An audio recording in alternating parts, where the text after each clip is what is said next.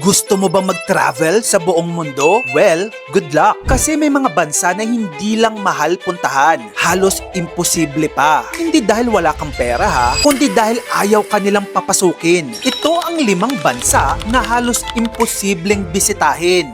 Una, andyan ang Eritrea, ang tinaguriang North Korea ng Africa. Alam mo kung bakit? Kasi kontrolado ng gobyerno nila ang halos lahat. Kahit ang galaw mo bilang turista, hindi ka pwedeng basta-basta gumala doon. Kailangan mo ng government permission para makalabas ng capital city. At kadalasan, kailangan mo pang sumama sa approved tour operators. Dagdag pa dito, kilala ang Eritrea sa pagiging isolated at authoritarian state. Kaya limitado ang access ng foreigners. Kaya kung gusto mong mag-solo travel dito, sorry, hindi ka bida sa pelikula. Maliban dyan, andyan din ang Turkmenistan. Ito yung bansang parang Black Mirror episode sa totoong buhay. Sobrang higpit ng visa. At kahit makapasok ka, hindi ka basta pwedeng gumala din. Kadalasan, kailangan mo din ng guided tour. At hindi lang yan, sobrang control din ng internet at impormasyon sa bansang ito. Ibig sabihin, kahit gusto mong mag-post ng travel vlog mo, mag-ingat ka. Baka huntingin ka nila.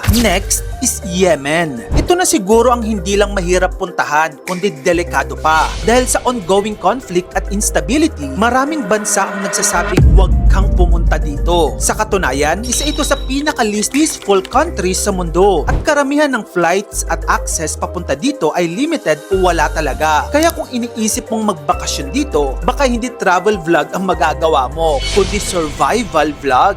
Andyan din ang bansang Bhutan. Ito, interesting to. Kasi hindi naman delikado ang bansang ito. Actually, safe na safe dito. Ang problema lang, sobrang mahal. Ang mahal-mahal puntahan. Kasi may policy sila na tinatawag na high value, low impact tourism. Ibig sabihin, hindi nila gusto ng mass tourism. Kaya para makapasok ka dito, kailangan mo magbayad ng daily tourist fee na pwedeng umabot ng hundreds of dollars per day. Opo, per day. Hindi para sa hotel to ha. Parang kumbaga entrance fee mo lang sa bansang to. Bakit? Kasi gusto nilang protektahan ng culture, environment at way of life nila. Kaya dito, hindi problema ang dami ng turista, kundi kung afford mo ba talaga. Of course, nandyan din ang bansang North Korea. Ito ang ultimate restricted country. Hindi ka pwedeng basta pumasok dito. Kailangan mo ng approved tour at dapat may kasama kang government guide 24/7. Hindi ka pwedeng gumala mag-isa. Hindi ka pwedeng basta kumuha ng picture kung san-san. At lahat ng mawi-witness mo, controlled. Kaya nga tinatawag itong Hermit Kingdom dahil sobrang sarado nito sa mundo. Ang bonus pa, kapag bumisita ka dito, may chance na maapektuhan pa ang visa mo sa ibang bansa. So yun na nga mga kamagkano. Sa mga bansang nabanggit ko, may bet ka bang puntahan dito? Share mo naman yan sa comment section. At kung gusto mo pa na magayto pang klaseng content, dito lang yun sa channel ko, kaya follow ka na. Mag-subscribe ka na rin sa aking YouTube channel.